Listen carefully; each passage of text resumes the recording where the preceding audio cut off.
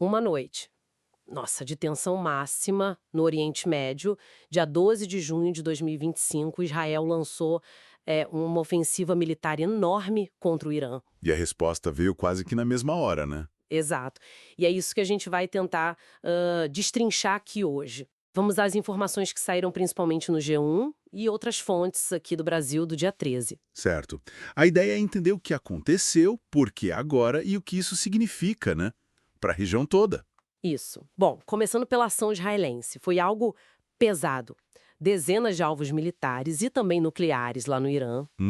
Incluindo Natanz, que é crucial para o enriquecimento de urânio, e um aeroporto militar, acho que em Tabriz, né? Isso, Tabriz. Parece que teve drones do Mossad antes, preparando o terreno para os bombardeios. E teve baixas importantes do lado iraniano confirmadas. Sim, confirmaram as mortes do chefe da Guarda Revolucionária, o Hussein Salami, e do chefe das Forças Armadas, o Mohammad Bagheri. E 2 cientistas nucleares também, né? Figuras de peso. Sem dúvida.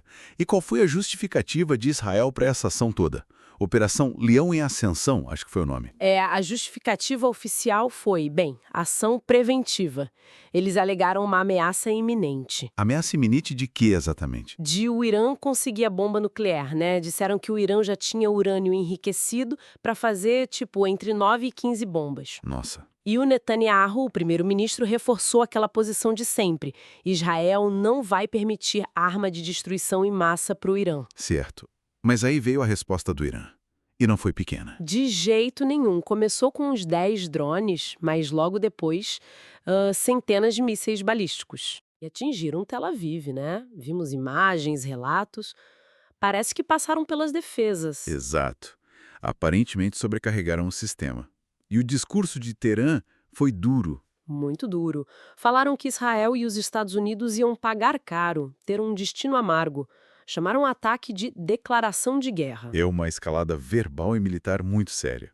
E isso joga a luz toda na questão nuclear. Pois é. De um lado, Israel falando em ameaça. Do outro, o Irã dizendo que o programa é pacífico. E a gente tem que lembrar da IAEA, a Agência Internacional de Energia Atômica. Ela já tinha reportado o enriquecimento de urânio. Sim, teve até uma censura recente, né? Por falta de cooperação do Irã. Exatamente. E logo depois dessa censura, o Irã anunciou que ia construir uma terceira instalação de enriquecimento. Quer dizer, a tensão já vinha subindo ali. Parece que virou uma chave, né? Aquela rivalidade antiga mudou de patamar. Com certeza. Antes de 79, a relação era até ok. Mas depois da Revolução Islâmica, virou inimizade total. O Irã apoiando grupos contra Israel, como Hamas, Hezbollah. A tal guerra nas sombras. Isso, que durou décadas. Mas aí, em 2023, a gente já viu ataques diretos. E a guerra em Gaza, claro, só piorou tudo. E esse ataque agora, direto em instalações nucleares, lideranças, realmente outra coisa. É um nível de confronto direto que a gente não via. E o mundo, como reagiu? Bom, as reações foram rápidas. Os Estados Unidos negaram envolvimento direto no ataque. Embora tenha tido movimentação de pessoal americano antes, né? E o Trump pedindo um acordo nuclear. Curioso. Pois é. Mas a posição oficial foi de não envolvimento. A União Europeia, ONU, OTAN, todo mundo pedindo calma, contenção. O esperado, né? Muita preocupação. E a Rússia? A Rússia, que é a aliada do Irã, manifestou preocupação, mas não indicou que ia se meter diretamente. E o Brasil? O Brasil condenou o ataque israelense, falou em violação da soberania, preocupação com a escalada. E a IAEA, claro, muito preocupada com ataques em instalações nucleares. Faz todo sentido. É um risco enorme. E agora, olhando para frente, quais as perspectivas? Acaba por aqui? Não parece, né? Tem relatos de que o plano israelense é em fases.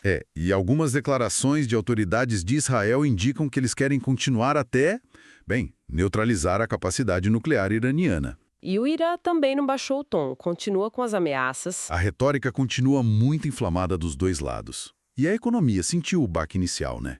Petróleo subiu, bolsas caíram. Sim, depois deu uma estabilizada, mas a situação continua muito volátil. Exato. Então, o ponto central que a gente pode tirar disso tudo é... Saímos da guerra nas sombras. Exatamente, fomos para um confronto aberto, direto, e com a questão nuclear, assim, escancarada no meio da crise entre Israel e Irã. É uma mudança brutal. Realmente, uma mudança muito significativa. E isso deixa a gente pensando, né? Com posições tão firmes, tanto poder militar envolvido dos dois lados e essa região tão delicada. Qual o espaço que sobra para a diplomacia?